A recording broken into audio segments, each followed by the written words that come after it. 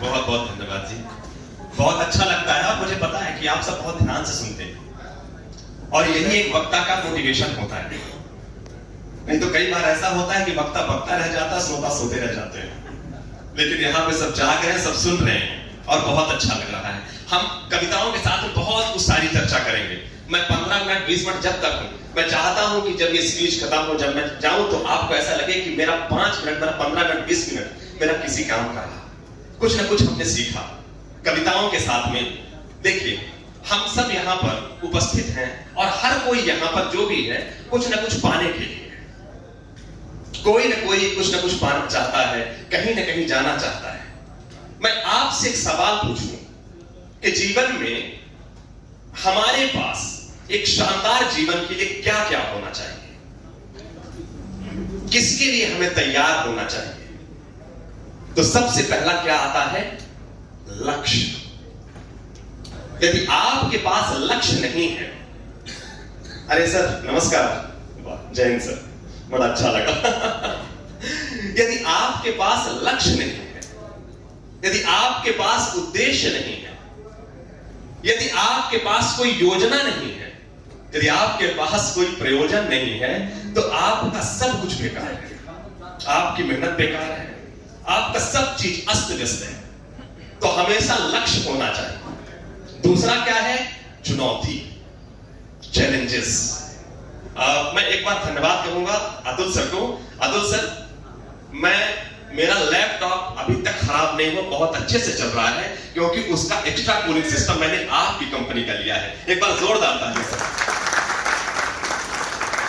जब मैंने यहां पर पोस्टर पे देखा कि अतुल सर आ रहे हैं और मैंने वो देखा, तो मैंने कहा कि मैं देख लूं, शायद मेरे दिमाग में आ रहा था कि मेरा माउस पैड और वो एक्स्ट्रा कूलिंग जो सपोर्ट है वो मेरे दोनों लैब के हैं। तो मैंने कहा बहुत अच्छा, और मैं जाऊंगा तो धन्यवाद कहूंगा।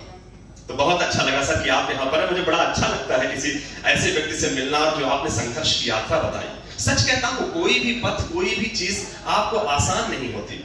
यहाँ पर जिन्होंने अभी अतुल सर ने अपने संघर्ष बताए, यहाँ पे शिवशंकर दादा ने अपने संघर्ष बताए, मैं उन सबको एक लाइन में कहता हूं कि जो जहां पर है ना, उसने अपने जीवन के बहुत सारे टफ फेज उसको पार किया हुआ है। मिला नहीं कुछ पल भर में, एक दौर इसी में बीता है। मिला नहीं कुछ पल भर में, एक दौर इसी में बीता है। बादल बहुत समेटे हैं, तब दरिया बनना सीखा है, तब दरिया बनना सीखा। तो हर चीज के लिए बड़ा लंबा संघर्ष होता है। तो हमें क्या क्या चाहिए? पहला क्या होना चाहिए? हमारे पास लक्ष्य। आपका गोल जैसा होगा, आपका एक्शन वैसा हो जाएगा। मुझे किस्सा याद आता है, मैं आपको बताता हूं। एक बार क्या हुआ कि पुलिस वाले चोर पकड़ रहे थे, लेकिन पुलिस वाला चोर को पकड़ नहीं पाया। क्यों? क्योंकि पुलिस अपनी ड्यूटी कर रही थी, चोर अपना जीवन बचा रहा था। आप समझ रहे? तालियां बनती हैं। ये रीजन था, क्योंकि उसके दोनों का उद्देश्य अलग अलग था, तो उनका एक्शन अलग था। चोर, पुलिस को क्या है कि 8 घंटे की ड्यूटी करनी है, ड्यूटी करने के बाद हम चले जाएंगे। तो भाई जब तक ड्यूटी है तब तक हम दौड़ ले, पीछे कर ले, जहां पे होगा छोड़ देंगे। और चोर को क्या है कि उसके अपने जीवन की बात है, तो जो बाउंड्री मिलती थी उसी में कूदता था, अब पुलिस वाला ऐसे बगल से जाता था। ये फर्क होता है। इसलिए आपका गोल कभी भी छोटा नहीं होना चाहिए, वो बड़ा होना चाहिए। मैंने एक कविता लिखी थी, ऊंचे लक्ष्य बनाना सीखो। कविता कब शुरू होगी, कब आप सीखेंगे, कुछ पता नहीं चलेगा, इसलिए ध्यान से सुनते रहिएगा। और तालियां 2 कारणों से बजाइएगा। पहला तो ये कि आपको जब अच्छा लगे तो, और दूसरा इस वक्ता के लिए, क्योंकि रिकॉर्डिंग भी हो रही है, तो बाद में इसको एडिट कर लेंगे अपन। कह रहे वाह, स्टैंडिंग ओवेशन हुआ इस बात पे, इसलिए भी तालियां बनती हैं। मैंने कविता लिखी थी, मैं आपसे तालियां बजवाता हूं, थोड़ा बहुत जागते भी रहे आप। मैंने कविता लिखी थी कि ऊंचे लक्ष्य बनाना सीखो। मैं हमेशा अभी जो आपसे कहा कि जीवन में कभी भी छोटी सोच मत रखिए। अगर हम सपने देखें, मैं कभी जब था, मैं आपको बताऊं कि छोटा था मैं, तो मेरी हाइट मतलब इतनी 7वीं 8वीं में रहा होऊंगा मैं, तो मुझे लगता था, मुझे याद है आज तक, मेरे टीचर मुझे हंसते हैं, वो जब भी उनसे मिलता हूं। एक बार क्या हुआ था, जब कोई पुरस्कार मिला था मैं, तो वहां पे लेने के लिए गया था, तो मैंने चीफ गेस्ट से पूछा था कि चीफ गेस्ट बनने के लिए क्या पढ़ाई करनी पड़ती है। मैंने ऐसा पूछा था, मेरे दिमाग में था। जब भी मुझे कभी बोलने की इच्छा होती, तो मेरे यहाँ याद है, गांव में जब घर में जब बारिश में छाता आता है, तो छाते से जब अंदर आते हैं आप तो बाहर ही चूंकि गीला रहता है तो उसको रख देते हैं। जब रख देते हैं तो वहां पे मैं से खड़े होकर बोलता था लाइक पोडियम उछाता। मुझे भीतर से लगता था कि मैं कभी ऐसा काम करूं, मुझे बोलने में मजा आता है, मुझे अच्छा लगता है आप सबसे चर्चा करना, मुझे अच्छा लगता है आप सबसे बात करना, जो कुछ अब मेरे पास है जो कुछ है वो आपको सुनाना। तो इस तरीके से वो सपना पता नहीं कहां पे था सर, अतुल सर। उस यात्रा में बढ़ते हुए मैंने बीटेक भी किया और सब जगह पे, लेकिन कहीं ना कहीं थोड़ा सा रिस्क लिया और मैं आज वही काम कर रहा हूं जो मैं करना चाहता था। जब मुझे कोई कहते हैं कि और क्या करते हैं आप, हमने कहा कि मैं कुछ भी कर रहा हूं, लेकिन आप इतना समझिए कि मछली बिल्कुल पानी में है। मैं वही काम कर रहा हूं जो मुझे अच्छा लगता है।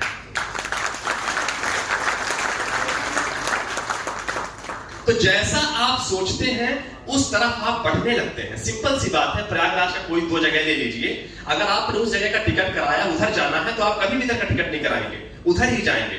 इसलिए आपका गोल होना चाहिए और वो ऊंचा होना चाहिए। मिल ना पाए बात अलग है भाई, सिंपल सी बात है। हो सकता है कि आपको कई बार पा पाए, कई बार ना पाए, बहुत सारी चीजें होती हैं। मिल ना पाए बात अलग है, पर सपनों का साथ अलग है। मिल ना पाए बात अलग है, पर सपनों का साथ अलग है। तपन तो मन में भर सकते हो, नहीं हो सूरज बात अलग है। खुद में धूप समाना सीखो, ऊंचे लक्ष्य बनाना सीखो, ऊंचे लक्ष्य बनाना सीखो। लक्ष्य नदी का घाट घाट को छूकर जाना थोड़ी है। एक जो नदी है, नदी का लक्ष्य क्या है? नदी कहां मिलती है? समुद्र में। लेकिन देखिए वो आपके घर के सामने से भी जा रही है, लेकिन क्या वो लक्ष्य उसका? नहीं। लक्ष्य नदी का घाट घाट को छूकर जाना थोड़ी है। छोटी मोटी लहरें लेकर नाव बहाना थोड़ी है। अरे उसको तो सागर बनना है, उसको तो बादल बनना है, उसको तो सागर बनना है, उसको तो बादल बनना है। ढंग वही अपनाना सीखो, ऊंचे लक्ष्य बनाना सीखो, ऊंचे लक्ष्य बनाना सीखो। आप जहां पर भी हैं वहां संतुष्ट रहिए और वहां पर पूरे मन और योग से मेहनत करिए। आप वहां पर जरूर पहुंचेंगे जो आपका लक्ष्य है।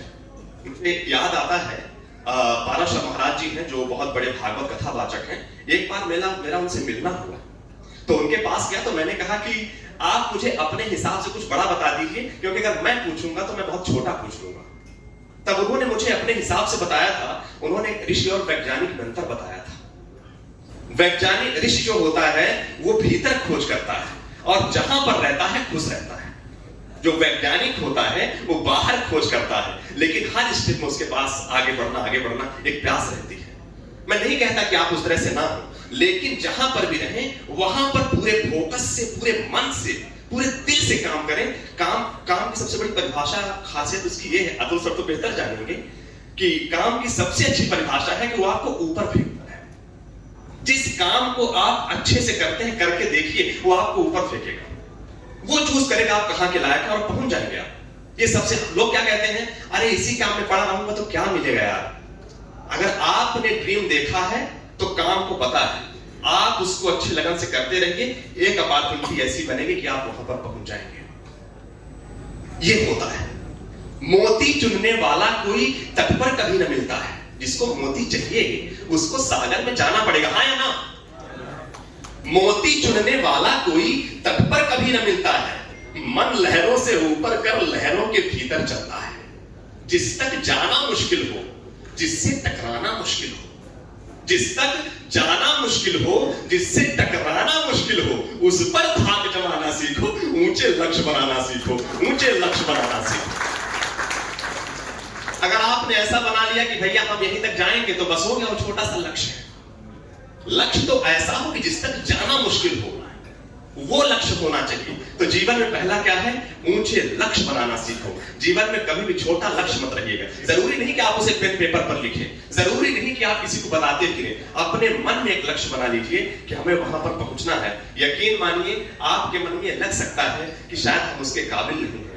आपके मन में लग सकता है कि शायद ये मेरे बस का नहीं है। आपको लग सकता है कि आपसे बहुत बड़े बड़े लोग वहां पर पहुंचे हुए हैं, लेकिन प्रकृति का ये नियम है कि वो आपकी जो जगह बना देगी, जिस जगह पर आप जाना चाहते हैं। यदि आपने तपस्या की है, मेरे दादाजी पुरोहित थे, वो बड़ी सुंदर बात कहते थे, मुझे आज तक याद है सर। वो हमेशा कहते थे कि तपस्या किसी की व्यर्थ नहीं है। कभी भी याद रखिएगा, तपस्या किसी की व्यर्थ गई ही नहीं, ये रूल्स में ही नहीं है। वो कहीं ना कहीं किसी न किसी तरह से वो फलीभूत होती है और उससे कुछ ना कुछ हमेशा मिलता है। तो पहला जो मैंने कहा था वो था लक्ष्य आपका ऊंचा होना चाहिए, और दूसरा मैंने कहा था चुनौती, चैलेंजेस। जीवन में अगर आप ये सोच रहे हैं कि कभी चुनौती से मैं मुक्ति पा जाऊंगा, तो सिर्फ उस दिन वो जीवन का आखिरी दिन होगा, आपके जीवन का आखिरी दिन होगा। चुनौतियां हमेशा लगी रहेंगी। मैंने शायद कहा भी था कि कैसे कितने लोगों को लगता था कि स्कूल के बाद ही मेन आनंद है, लगता था ना कि स्कूल के बाद सारी झंझट खत्म, फिजिक्स केमिस्ट्री बायोलॉजी सबसे ऊपर आ जाएंगे। फिर क्या हुआ? फिर कॉलेज आया। पूरे कॉलेज के बाद तो बस इंजीनियरिंग कर रहे हैं तो इंजीनियर, कॉमर्स कर रहे हैं तो बिजनेसमैन, या कुछ कर रहे हैं तो वहां के सीए। क्या हुआ फिर? मैं कहता हूं यहां पे सीए बन भी गए। सीए वालों से कभी मिलिए, बैठिए। हर किसी के पास में हमेशा चुनौती है, लेकिन मनुष्य की प्रवृत्ति है, कितनी सुंदर प्रवृत्ति है, प्रकृति ने दिया हुआ है कि आप हमेशा बड़ी चुनौतियों के लिए खड़े होते रहते हैं। सोचिए, कोई ये नहीं चाहता कि मैं आगे पढ़ाई नहीं करूं। कोई भी चाहता है क्या? हर कोई चाहता है कि मैं आगे ये करूं, मैं आगे ये करूं। यानी प्रकृति ने आपको ऊर्जा दी हुई है, अब आप ही उसको बैठा देते हैं, भाई बताइए यहां पे ठीक है। हम ही ऐसा कर देते हैं, और चुनौती जीवन से कभी खत्म नहीं होगी। जितना जल्दी हम स्वीकार लें उतना बढ़िया है, उतना अच्छा है। मैंने एक कविता लिखी थी कि रो मत साथी जीत के राही इसी किनारे आते हैं। रो मत साथी जीत के राही इसी किनारे आते हैं। संघर्ष की तपती भट्ठी से किरदार निखारे जाते हैं। जिस पट्टे ने खाई ना हो मिट्टी किसी अखाड़े की, जिस पट्टे ने खाई ना हो मिट्टी किसी अखाड़े की, क्या जाने का वो बेचारा दांव कहां से आते हैं। संघर्ष की तपती भट्ठी से किरदार निखारे जाते, तालियां बनती हैं।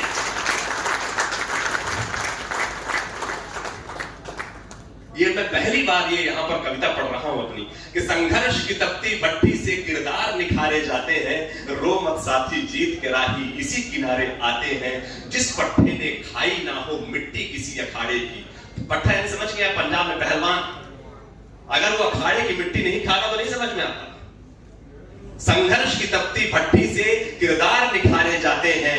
रो मत साथी जीत के राही इसी किनारे आते हैं। जिस पट्टे ने खाई ना हो मिट्टी किसी अखाड़े की, क्या जानेगा वो बेचारा दांव कहां से आते हैं। ये दांव कहां से आते हैं, तालियां बनती हैं।